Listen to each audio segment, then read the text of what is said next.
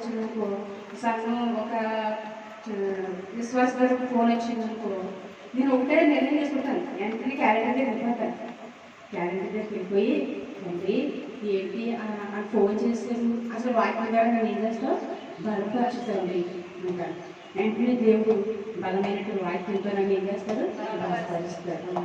పర్లేదు నా విశ్వాసకి పర్లేదు అని చెప్పి చాలా తృప్తి పొందుతాడు. వాక్యమే మనం ఏం చేస్తుంది గడిపిస్తుంది. వాక్యం మనం నిర్లక్ష్యం చేయదు.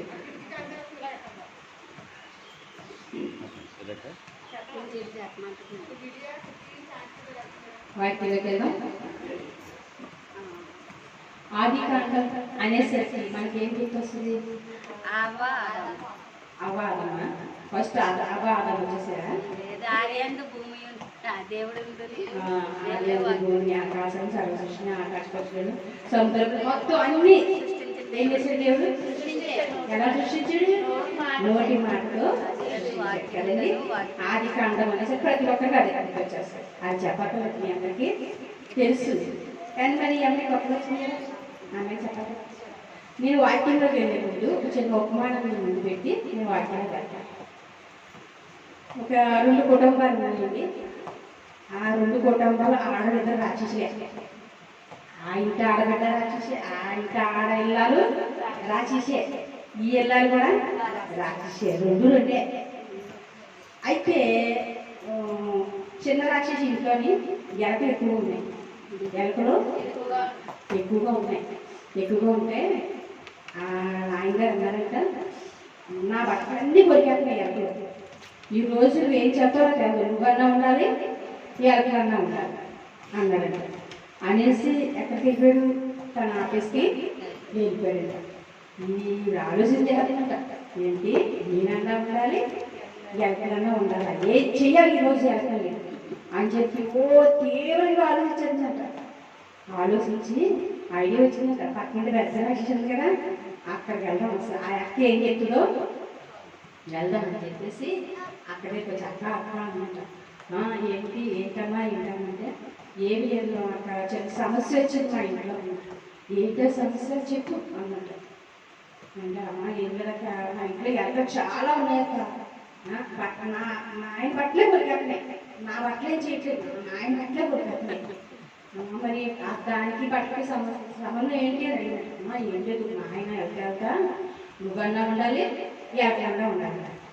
అవునా, చాలా సమస్య అయితే కదా, ఏం చేద్దాం? అదే నువ్వైనా ఐడియా ఇస్తామని వచ్చాక ఇస్తాను, మంచి మాస్టర్ ప్లాన్ వేస్తాను అని చెప్పేసి ఆలోచించి మంచి ప్లాన్ ఇచ్చిందట.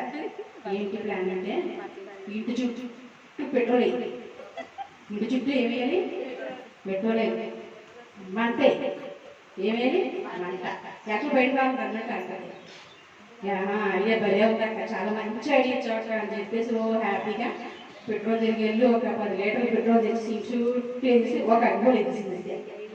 కానీ ఏమైంది? ఇల్లు కాలిపోతుంది. ఇలా నాయంత అర్థం లేదు, నేను ఎంత మంచి పని చేశాను, ఇలా ఒక్క ఎరగబడి మా ఇంట్లో ఉంటుందని చెప్పేసి అంటున్నాను అనుకొని ఈ లోగా ఆ మాట ఎక్కడికి వెళ్ళి ఆఫీస్గా చెప్పింది మాట. ఆయన పరుగు నడుతుంటే ఇల్లు కాలిపోయింది. వెంటనే రిమేషన్ చేసుకుని నా ఎంత అర్థం లేదు, ఏమైతే ఏదో వెళ్ళినప్పుడు ఏమన్నా గుర్తు తెచ్చుకున్నాను, ఏమైందని గుర్తు కదా. అలా నువ్వన్నా ఉండాలి ఉండాలి. అదే నేను అన్న బట్టి ఇంటి దగ్గర లాంకెళ్ళి పడుతుంది సార్, లాంకెళ్ళి ఒక్క ఎడమంటున్నాను, లాంకెళ్ళి ఆడకపోతాడు మసి అయిపోతాడు. ఒక్కొక్కరు ఆలోచనలు ఎలా ఉంటాయంటే అలా ఉంటాయి అన్నమాట. మనం ఎవరు ఆలోచన తీసుకోవాలి? దేవుని ఆలోచన తీసుకోవాలి. పక్కింటోడు ఆలోచన, ఎదుటితోడు ఆలోచన కాదు.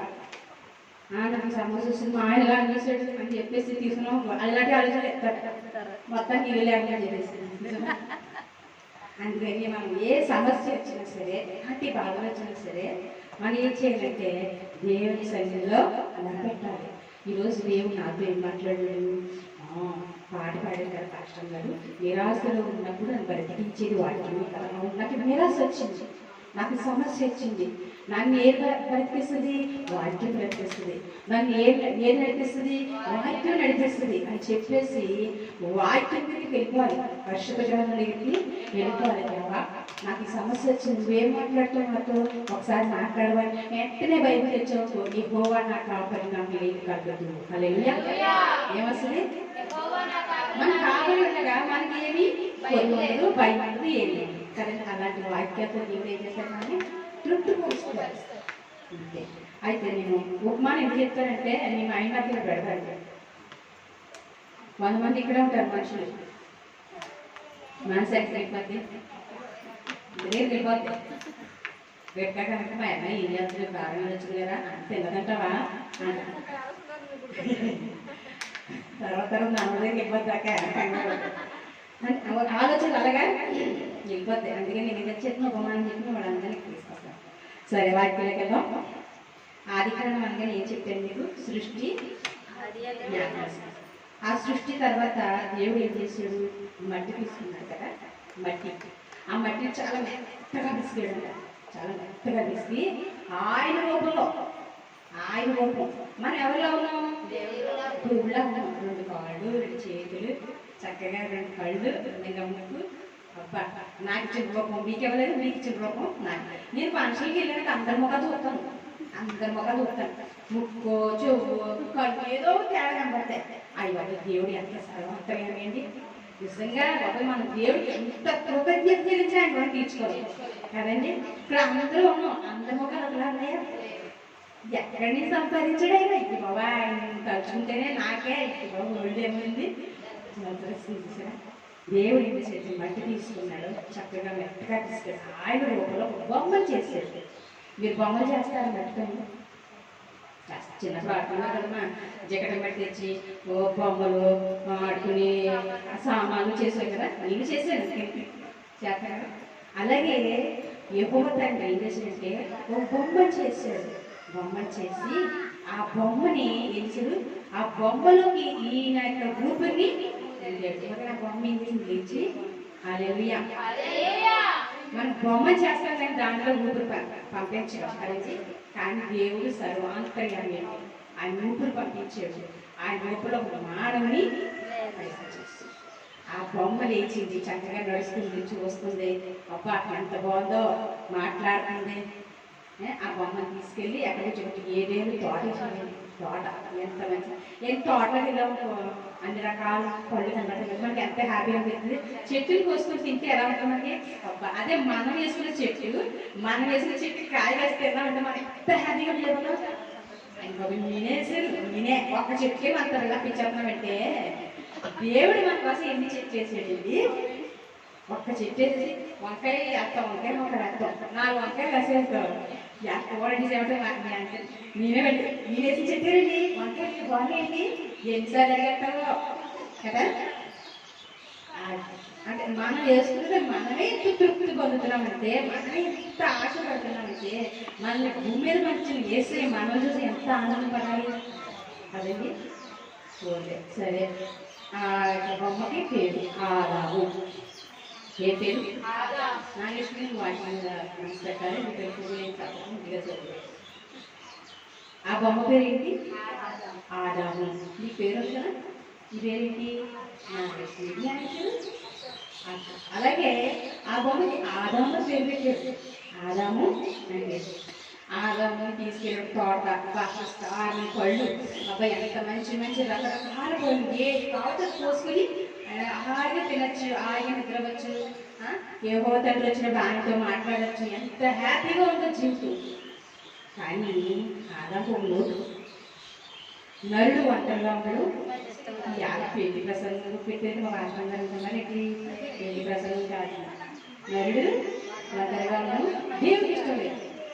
ఇప్పుడు వయసు వచ్చింది మన దుర్గాప్రసాద్, వాళ్ళ అమ్మ నాన్న ఆలోచిస్తున్నారు పెళ్లి చేసేది ఒక్కడే ఉండకూడదు.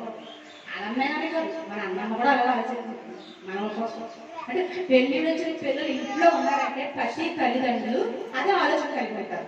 ఒక అమ్మాయి మంచి అమ్మాయి కావాలి నా కొడుకు, ఒక మంచి అబ్బాయి కావాలి నా కూతురికి అని ఆలోచన ప్రతి ఒక్కరికి వస్తుందండి. తల్లిదండ్రులుగా చుట్టుపక్కల పెద్ద కూడా అంటారు కదా, పెళ్లి చేద్దాం పాపకి, పెళ్లి చేద్దాం బాబుకి అని అంటూ ఉంటారు. అలాగే ఆదాము ఒంటరిగా ఉన్నాడు. అన్ని జాగ్రత్త ప్రతిదీ జాగ్రత్త ఈయనొక్కడే ఒంటరిగా ఉన్నటువంటి ఆదాము చూసాడు యెహోవా తండ్రి. అప్పుడు అనుకున్నాడు నరుడు ఒంటరిగా ఉండడం మంచిది కాదు అనుకుని ఏం చేశాడు గాఢ పడుకున్నాడు. యెహోవా తండ్రి వచ్చేసరికి ఆ యొక్క ఆదాము ఏం చేస్తున్నాడు చక్కగా నిద్రపోతున్నాడు. నిద్రపోతున్నటువంటి ఆదాముకి మళ్ళీ గాఢ నిద్ర కలిగేసాడు. ఎలాంటి గాఢ నిద్ర అంటే ఇంకా మనుషుల్లో లేనంత నిద్ర. ఒకరోజు కొడుకుంటారు కష్టపడి కష్టపడి ఎప్పుడు మట్టి పనికి వస్తున్నారు. పెద్దక్క నాకు ఎంత అందరినీ చూసి చాలా బాధ వేసింది. తండ్రి ఇంత కష్టపడుతున్నారు ఏ పని చేసుకున్నారు ఎండగా తండ్రి నువ్వు ఆశీర్వదించు తండ్రి ఆరోగ్యం తండ్రి ఒక్కటే ప్రార్థన చేశాను. నాకు కష్టపడడం చూస్తే చాలా బాధ వేసేస్తుంది.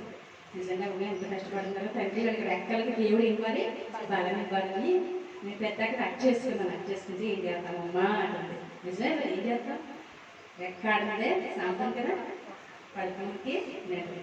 అలాగే ఈ యొక్క ఆదాము పడుకున్న ఆదాముకి గాఢమిని కలిగేసాడు. యెహోవా తండ్రి గాఢమిని కలిగేసి పక్కన ఒక ఎముక తీసేసాడు. ఎముకని తీసి ఆ యొక్క చోటు ఏం చేశాడు మాంసంతో పూడ్చేసి ఆదాముని అక్కడికి ఎముకగా అంటున్నాడు. ఎముక ఈ మానవుడికి సరిసాటి స్త్రీ అవును కాక అన్నాడు. వెంటనే ఆ ఎముక యేసు యెహోవా తండ్రి చేతిలో ఉంది కాబట్టి ఆ ఎముకకి జీవం ఉంది. అదే ఎముక బయట పారేయండి జీవము ఉండదు. ఉంది కాబట్టి ఏమన్నాడు ఈ మానవునికి సరిసాటి స్త్రీ అవును కాక అంటేనే ఆ ఎముక ఏమైందట ఒక అందమైన అమ్మాయిలా మారిందట. హల్లెలూయా. అందమైన అమ్మాయిలా మారిందట. వెంటనే తీసుకొచ్చాడు ఆదాము తీసుకొచ్చాడు ఆదాము లేపాడు. ఆదాము ప్రేమ పాటలు పాడుతున్నాడు. నా ఎముకలో ఎముక నా మాంసంలో అబ్బా ఎంత ప్రేమ అండి. చాలా చాలా ప్రేమ మామూలు ప్రేమ కాదు. పెళ్లి కాకుండా తెగ ఫోన్లు చేసుకుంటాడు. ఇద్దరు పిల్లలు ఉంటే ఆ ఫోన్లు ఉండేమో ఇంకా పిల్లలతో సరిపోతుంది సంసారం వ్యాపారం అవుతారు. అంతమంది ఏవో అంటాడు. అలాగే ఆదాము ఏం చేశాడు అమ్మమ్మ చూడగానే అవ్వా దేవుడు నాకు సరిసాటి స్త్రీని ఇచ్చాడని చెప్పి చాలా హ్యాపీగా ఇద్దరిని తీసుకెళ్ళాడు. ఏదైనా తోటకి ఎంత ఏలండి మీరు చక్కగా తినండి నేను పండుగో చెప్పేశాక ఆదాము గారు ఎక్కడికి వెళ్ళారు భూమి చూస్తాడు. ఈలోకి ఈవిడ ఎక్కడుంది అమ్మమ్మ ఇంటి దగ్గర తోటలో మధ్యలో చూసాడు. ఎవరైతే సాతాన్ గడు వచ్చి ఎలా మాట్లాడితే అమ్మమ్మ పడిపోద్ది అది ఆలోచించి వెంటనే సర్పంలో వదిలేశాడు. ఎందులో వదిలేశాడు సర్పం. ఇది నిజమా ఏంటంటే ఇది నిజమా చాలా చాలా చాలా ఇదిగా మాట్లాడండి మనల్ని నమ్మించేస్తారు కదండి. కొన్ని మాటలు మనకి ఎలా ఉంటాయి వెంటనే అయిపోతాం అలాంటి మాటలు. అలాగే ఈ సాతానుగాడు కూడా ఇది నిజమా అనగానే ఈ ఆదాం ఏమంటే ఆదాం భార్యకి అమ్మ అవ్వ అందుకని అవ్వమ్మ ఏంటి అంటే అదే ఈ తోటేసారు కదా ఏమవుతండి ఇందులో అన్ని రకాల పళ్ళు ఉన్నాయి కదా మధ్యలో ఒక చెట్టు ఉందే ఆ చెట్టు కూడా ఎందుకు తినద్దన్నాడు మా తండ్రి తినద్దన్నాడు. అది తినమని ఏమైపోతాం మేము చచ్చిపోతూ ఉంటాం అన్నాడు. అప్పుడు ఈ సాతాను ఏమంటే చచ్చిపోరు ఇంకా దేవుడి కంటే గొప్పడైపోతారు. అలా అంటే ఎవరికైనా ఏమవుతుంది ఇప్పుడు చిన్న పదవి వస్తుంది పదవి ఇచ్చి ఆ పదవి చేసుకుందాం అలా వెళ్దాం అనుకుంటాం. ఈలో పక్కన ఇంకో దానికి వేయచ్చు కదా ఇంకో దానికి రాయొచ్చు కదా ఆశ. మానవుడికి ఆశ అంతు లేదు. ఎప్పుడైతే ఆ అబ్బమ్మని అలా ఉందో ఒక్కసారి చెప్తే అబ్బమ్మ వెళ్ళలేదండి. ఒక్కసారి చెప్తే అబ్బమ్మ వెళ్ళలేదు. ఇవి ఒకసారి చెప్పిన అర్థం లేచేసింది కానీ అబ్బమ్మ ఒకసారి చెప్తే వెళ్ళలేదు. చెప్పగా ఏంటి ఇలా చెప్తుంది వాళ్ళు నిజమేమో ఏంటంట నిజమేమో ఏం పోయింది తింటేం పోయింది అని చెప్పి వెళ్ళింది. పండుగ తిన్నది పక్క పెట్టి ఇద్దరు ఏమైపోయారు చచ్చిపోలేదు. దిగంబరి వెళ్ళిపోయారు. ఏమైపోయారు చెట్టు చోటకి వెళ్ళిపోయారు.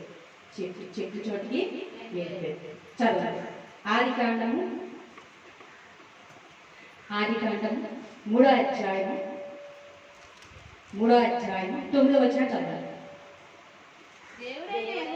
దేవుడైన యెహోవా ఆదామును పిలిచి నీవు ఎక్కడున్నావు అని అన్నాడు. అందుకతడు నేను తోటలో నీ స్వరం విన్నప్పుడు దిగంబరమై ఉంటుంది కనుక చూసారా, దేవుడిని యెహోవా చల్లబోట ఇంటికి పళ్ళు తీశారు. యెహోవా తెలిసిపోయింది, అయ్యో మేము ఎలా ఉన్నామా అని చెప్పేసి చెరుకు చోటుకి వెళ్ళిపోయి దాకుని ఇచ్చేసి యెహోవా తండ్రి వచ్చాడు, కేకేస్తున్నాడు. యెహోవా తండ్రికి తెలియదండి, ప్రతి ఒక్కరికి తెలుసు. కానీ మన తప్పులు మనం ఏం చేయాలి? ఒప్పుకోవాలి. నాకెందుకు ఇలా జరిగింది, నాకెందుకు సమస్య వచ్చింది, నాకెందుకు బలహీనత వచ్చింది అని అనుకుంటున్నారేమో. మనం చేసిన తప్పులకే మనకు ఆ బలహీనత. అందుకని ఎప్పుడైతే యెహోవా తండ్రి వచ్చి నేను పిలుస్తున్నాడు, ఆదాము ఎక్కడున్నావు, నువ్వు ఎక్కడున్నావు అన్నప్పుడు అక్కడ అంటున్నాడు, నీ స్వరం విన్నప్పుడు నేనేమయ్యాను? దిగంబరిగా ఉన్నాను, దాక్కున్నాను అంటున్నాడు. ఏంటి దిగంబరిగా ఉన్నావా, దాక్కున్నావా, భయపడ్డావా? ఎందుకు అలా జరిగింది? అలా జరగని వీలేదే, ఎందుకు అలా జరిగింది అన్నప్పుడు ఫస్ట్ ఏమన్నాడు?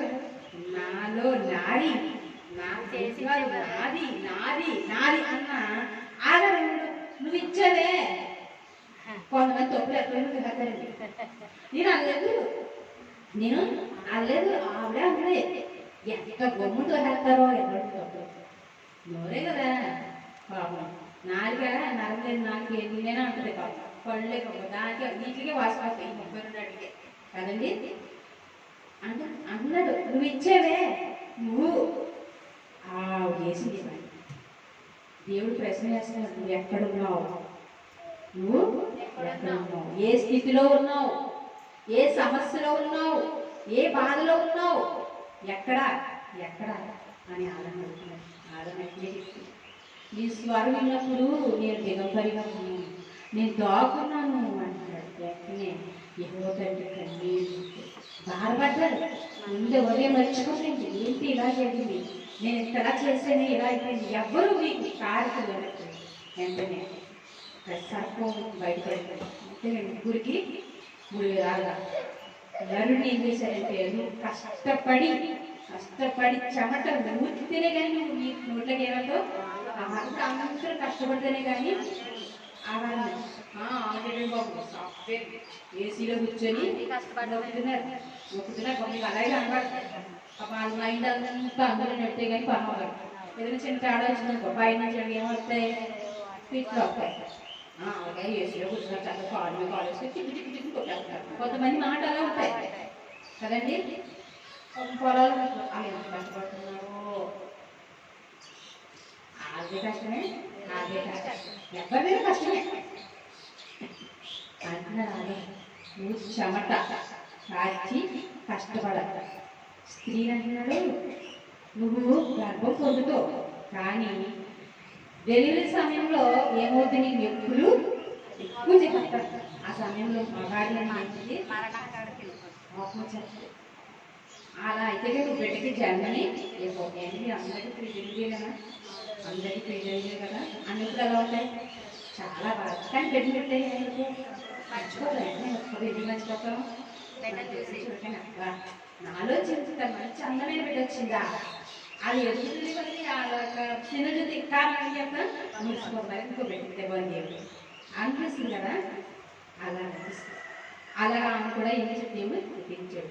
సర్పంతో అన్నాడు, నువ్వు ఏం చేయాలి, నేల మీద పాకుట మన్ను తింటావు. మన్ను పాములు ఏంటంటే మన్నే తింటాయి, మన్ను తింటావు.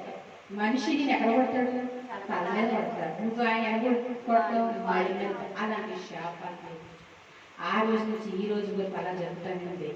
అయితే దేవుడు ప్రశ్న వేస్తున్నాడు, నువ్వు ఎక్కడ, ఎవరు వేసాడు ప్రశ్న? First point. రెండో పాయింట్ అయితే ఆదాము అవ్వలు లేక శరీరం అయ్యేది. వాళ్ళకి ఫస్ట్ ఒక కుమారుడు పుట్టాడు. ఆ కుమారుడు పేరు ఏంటి? కయ్యూరు కదా. కయ్యూరు పుట్టగానే అవ్వం ఏమంటా, యెహోవా దయ వలన, ఎవరిదయ్యట? యెహోవా దయ వలన ఒక కుమారుని సంపాదించుకున్నాను కదండి.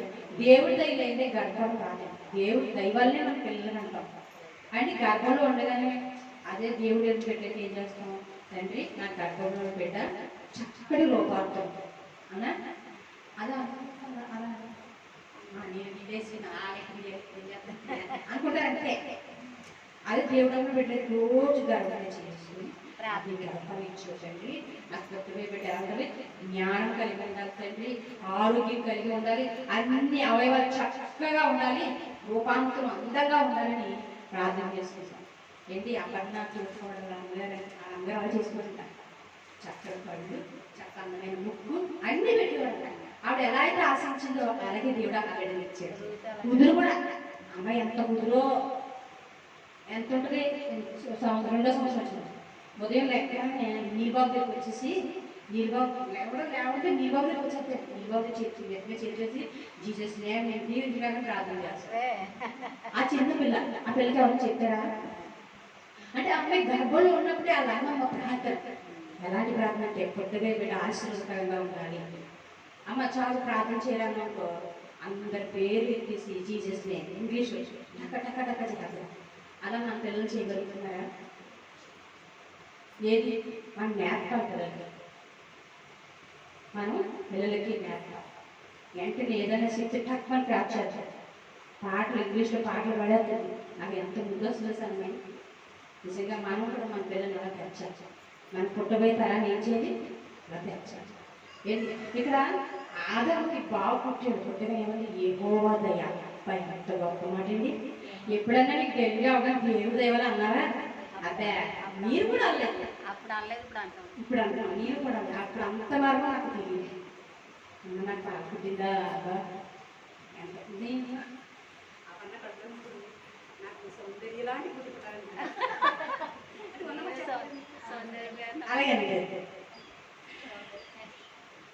దేవుడు తెలిస్తే ఎలాంటి ముద్దుకుంటాను, రష్యలా ఉండాలి అంటే అడిగినేమో అని ఎప్పుడుది అప్పుడే చెప్పాలి. కానీ అపర్ణ భూమి మీదకి వచ్చిన కాడి నుంచి దేవుడు ఎదిగింది. అలాగే మనం ఈ యొక్క అక్కమ్మ ఈ యెహోవా దైవమైన కుమారుని సంపాదించింది, చక్కటి ఆరాధన చేసింది. హల్లెలూయా. తర్వాత మళ్ళీ ఆకస్మికలయ్యి మరలా బిడ్డలు కంటే ఎవరి కంటే ఏమీ కయ్యూరు ఏం చేస్తాడంటే వ్యవసాయం చేస్తాడు. వ్యవసాయం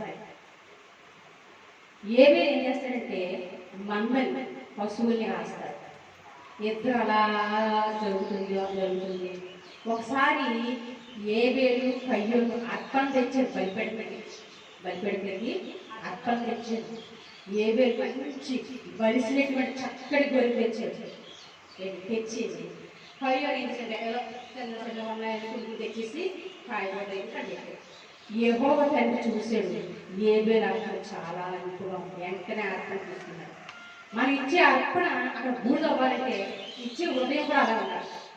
కొంతమంది అష్టగా చెప్తున్నారా అష్టగా ఖర్చింది దేవుడికి ఇస్తున్నాం మేము, మా దేవుడు మా ఇంటికి కార్యం చేస్తారు అని విశ్వాసంతో ఎప్పుడైతే కడతావో ఆ అర్పణ ఏమైపోతుంది?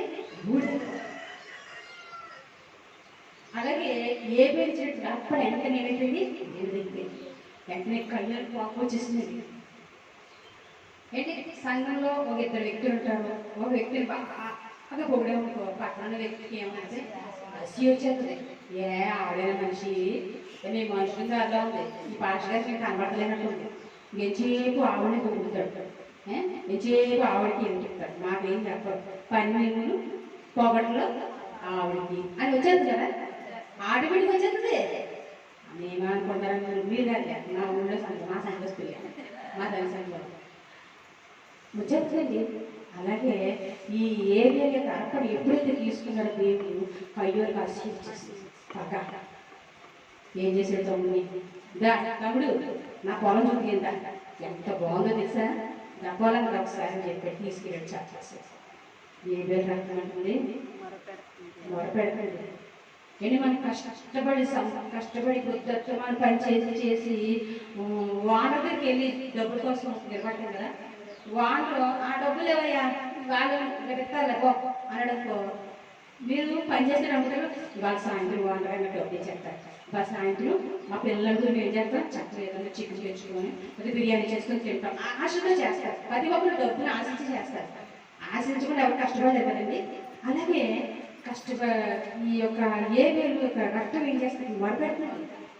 మరపెడుతుంది. ఆ మర ఎక్కడికి వెళ్ళిపోయిందండి? యెహోవా దగ్గరికి వెళ్ళిపోయింది. అడుగుతున్నాడు. ఆదికాండము 4వ అధ్యాయం, ఇక్కడ ఆదికాండం 3వ అధ్యాయంలో అడిగాడు కదండి, 9వ వచనంలో ఏమన్నాడు? ఆదాము ఎక్కడ కదండి. అలాగే 4వ అధ్యాయంలో 9వ వచనంలో అడుగుతున్నాడు. చూడండి, యెహోవా నీ తమ్ముడైన హేబేలు ఎక్కడున్నాడని కయ్యోరుని అడగా నేను ఎరగను, నా తమ్ముడికి చూసారా ఎంత దారుణంగా మాట్లాడారు. ఇక్కడ ఎవరు? ఆదాము ఎక్కడా? ఫస్ట్ పాయింట్ కదండి. రెండో పాయింట్ కూడా వాళ్ళ గర్భం నుంచి వచ్చినటువంటి పిల్లలు కూడా దేవుడు అంటున్నాడు, యెహోవా అంటున్నాడు నీ తమ్ముడైనా ఏబేలు ఎక్కడా? యెహోవా తనకు తెలియదా అండి? ఎలా తెలిసింది? అక్కడ ఏం మొదలుపెడుతుంది? రక్తం మొదలుపెట్టండి. నేను కష్టపడి ఉదయం సాయంత్రం కష్టపడి కూలి కోసం వెళ్తే ఇవాళ ఎడుతాలే పో, రేపు ఎల్లుడెత్తాలే పో అన్నారనుకో, మీరు కొడుకుపోతారు కష్టపడడం మీద వదిలేసి హాయిగా అయిపోతారు. మీ యొక్క రక్తం ఏం చేస్తుందంట? మరపెడుతుంట. అయ్యో కష్టపడ్డాను డబ్బులు ఇవ్వలేదు, కష్టపడ్డాను డబ్బులు ఇవ్వలేదు. ప్రతి ఒక్కరు ఏముంది? అలాగే ఏమి రక్తం మొరపెట్టిన మరెక్కడికి ఇప్పుడు యెహోవా దగ్గరికి వెంటనే వచ్చేసాడు. ఎక్కడా? పోయి ఇలా చేశాను అండి, నన్ను క్షమించు అంటే సరిపోదు. నేను ఎరగను, నాకు తెలియదు. వాడు ఎక్కడున్నాడు నాకే తెలుసు. వాడికి ఏమన్నా కావాలబెట్టావు? ఎంత దూరంగా మాట్లాడేయండి. అలా అన్నప్పుడు లేదండి. చాలా మంది ఉన్నారు. ఏదన్నా అడిగారనుకో వెంటనే మాకు తెలుసు, అవునా నిజమా అంటారు.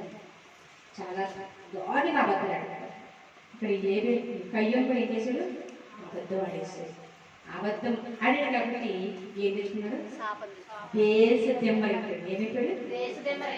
చాలా దారుణం. అదే చాలా బాధాకరమైన విషయం. అక్కడ ఆదాం ఏం చేశాడు? నువ్వు ఇచ్చేవే ఆ స్త్రీ మీద వేసేసాడు. స్త్రీ ఏం చేసింది? సర్పం మీద వేసేసాడు. దాని ప్రతిఫలం ఏమైంది? ఆదాంకి కష్టపడితేనే కానీ ఆహారం లేదు. ఇక్కడ కయ్యూరు అబద్ధం అయినందుకు దేశం అయిపోయాడు. దేవుడు అన్నాడు ఎక్కడ ఏ స్థితిలో ఉన్నావు, ఎక్కడున్నావు, ఏ పరిస్థితిలో ఉన్నావు, ఏ సమస్యలో ఉన్నావు, దేవుడు నిన్ను నన్ను ప్రశ్న వేస్తున్నాడు.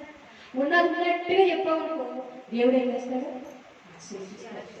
లేదు ఆదంలాగా నువ్వే కయ్యంలాగా ఏమో నాకే తెలుసు అన్నామనుకో ఆలోచన శాతం అంటే రాదంటారా? అలా రాకుండా ఉండాలి. దేవుడి మనం రెండు చేతులు ఆశీర్వదిస్తున్నాడు.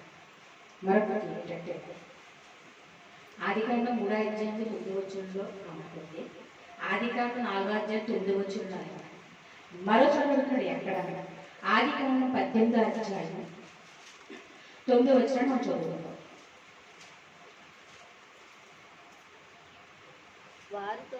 వారు అతనితో నీ భార్య అయిన సారా ఎక్కడున్నదని అడగగా అతడు అదుగో గుడారములో ఉన్నదని ఏమంటాడంటే గుడారంలో ఉన్నదని. అబ్రహాముకి పెళ్ళయింది, పిల్లలు లేరు, అన్నీ ఉన్నాయి, ఆస్తి ఉంది, అంత ఉంది. చాలా మందికి బోర్డు అంత ఉంటుందండి, కానీ పిల్లలు ఉండరండి.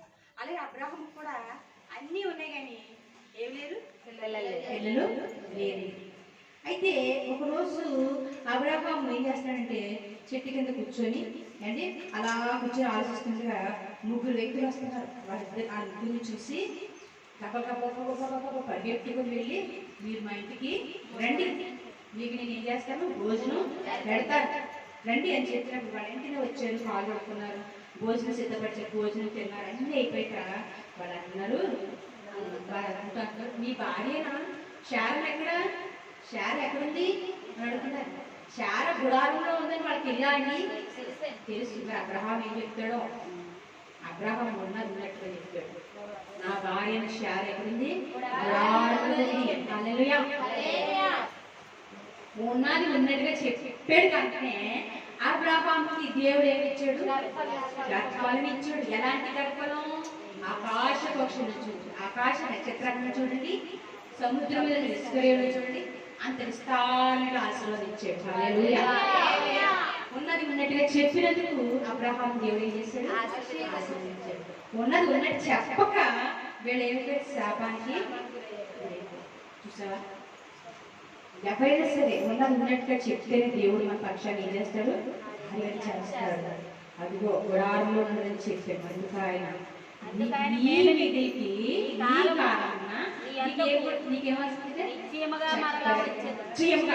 నిశ్చయంగా అంటే ఖచ్చితంగా. కొంతమంది అంటారు ఖచ్చితంగా వస్తాను, నువ్వు ఎక్కడున్నా చెప్పు, అరగంటలో ఉంటాను ఖచ్చితంగా. కానీ ఖచ్చితంగా ఉంటారా? మీరు మధ్యలో ఎవరో ఎదురుతారు ఎక్కడికమ్మా అంటే అక్కడికి వెళ్దామని చెప్పారు.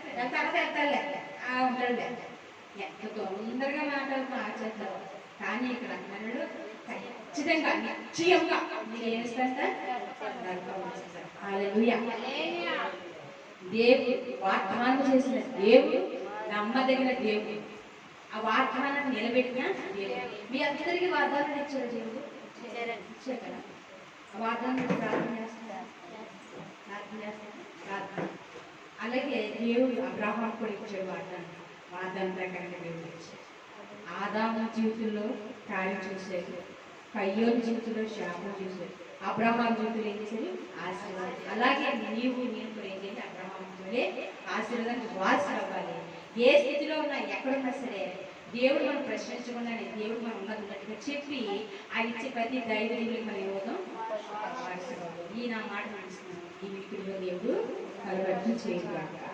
ఆమేన్. నిరాశలో నీరుండినప్పుడు నిరీక్షణతో నింపేది వాక్యమే. నిరాశలో నీరుండినప్పుడు నిరీక్షణతో నింపేది వాక్యమే. పరీక్షలు నేర్చుకున్నప్పుడు విజయమిచ్చి నిలిపేది వాక్యమే. అవును, ఏ స్థితిలో ఉన్నాము ఒక్కసారి జ్ఞాపకం చేస్తాం. అందరూ కూడా కలిపేసుకున్నట్లయితే ప్రార్థన చేస్తాం. సృష్టి చేసే దేవుడు, అందమైన సృష్టి. అలాంటి సృష్టి మనం కూడా చూడలేము, అంత మంచి సృష్టి. అందులో ఆదాముకి దేవుడు ఎన్నో రకాలు ఇచ్చాడు. కానీ చిన్న పొరపాటు వల్ల తన జీవితం అయిపోయింది. కష్టపడితేనే కానీ ఆహారం తెలియని పరిస్థితికి వచ్చేసేది. నువ్వెక్కడున్నావు ఆదాము అని దేవుడు పిలుస్తున్నాడు. నీ స్వరం విన్నప్పుడు నేను దిగంబరిని చెట్టు చాటు ఉన్నానంటున్నాడు. ఎంత బాధాకరమైన విషయం. దేవుడు చాలా విచారించాడు. అయ్యో, నా పిల్లలు ఇలాంటి స్థితి వచ్చేస్తే ఏంటి? అయినప్పటికీ కూడా దేవుడు ఏమాత్రం కోపడ్డది కానీ వాళ్ళని ఆస్వాదించాడు. వారిలోంచి చక్కటి గర్భఫలాన్ని ఇచ్చాడు. వాళ్ళైనా చక్కగా ఉంటారనుకున్నాం. కానీ కయ్యోనితే తమ్ముడి విషయం అర్పణ తీసుకున్నాక అసూయ వచ్చేసి తమ్ముడిని చంపడానికి వెనకడ లేదు. కయ్యోని కూడా అడుగుతున్నాడు, ఎక్కడున్నావు కయ్యోను? నీ తమ్ముడు ఎక్కడున్నాడు కయ్యోను అంటున్నాడు. నాకు తెలియదే, నా తమ్ముడు నాకు తెలియదే, నా తమ్ముడు నేను కాపలాదారినా అంటున్నాడు. శాపాలు తెచ్చుకుంటాను. ఏ స్థితిలో ఉన్నావమ్మా? ఏ పరిస్థితిలో ఉన్నావమ్మా? ఏ సమస్యతో బాధపడుతున్నావమ్మా? దేవుడు పిలుస్తున్నాడు. ఈ వాక్యం ఉంటున్నటువంటి నా ప్రియ సహోదరి సహోదరుడా, నువ్వు ఎలాంటి స్థితిలో ఉన్నా సరే దేవుడు రమ్మంటున్నాడు. రెండు చేతులు చాపి రమ్మంటున్నాడు. నువ్వు ఎప్పుడైతే ఆయన కౌగిట్లోకి వస్తావో దేవుడు నేను విడిచిపెట్టాడు. అబ్రాహాముని పిలిచాడు. అబ్రాహాముని అడుగుతున్నాడు, అబ్రాహాం నీ భార్య విషయాలు అక్కడ అంటున్నాడు. ఉన్నట్టుగా చెప్పాడు అబ్రాహాము. చక్కటి దీవెన పొందుకున్నాడు. నీవైనా నేనైనా ఉన్నట్లుగా చెప్తే అబ్రాహాం ఇచ్చిన ఆశీర్వాదం దేవుడు మనకి ఇస్తారమ్మా. ఏ స్థితిలో ఉన్నా సరే దేవుడిని నమ్ముకో. దేవుడి పట్ల కార్యాలు చేస్తాడు. విశ్వాసం ఉంచు.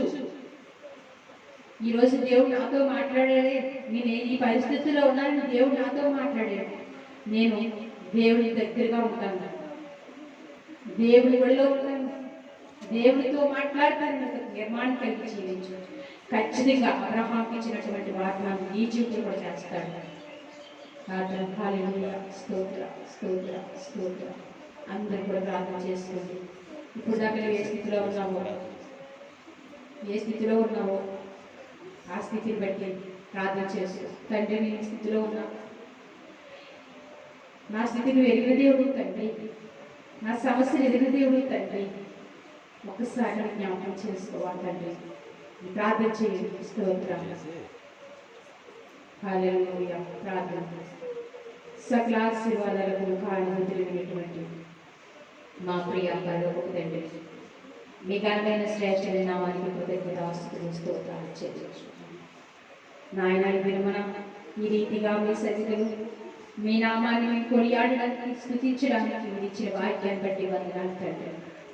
పాటల్లో వాయికి పొందే వాక్యంలో నుండి మీరు నాతో మాతో సంఘంతో సూటిగా తేటగా మీరు మాట్లాడారు తండ్రి. నాయన అవును నాయన, ఆదాము పిలుస్తున్నాడు నువ్వు ఎక్కడ ఉన్నావని, కయ్యోని కూడా పిలుస్తున్నాడు తండ్రి. ఇరువురు కూడా అబద్ధమాడారు తండ్రి. మేము ఆదాము అంటున్నాడు నీ స్వరం విన్నప్పుడు నేను దిగబరిగా ఉన్నానని, నువ్వు ఇచ్చిన స్త్రీ వలిగా అయిపోయినని అంటున్నాడు తండ్రి. ఆదాము జీవితంలో తండ్రి కష్టపడితేనే కానీ ఆహారం తెలియని పరిస్థితికి వచ్చేసాడు తండ్రి.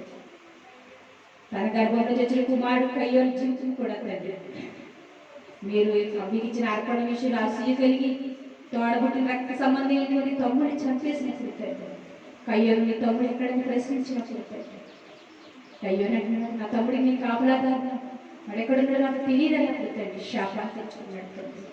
దేశం మరీ తిరిగి తండ్రి.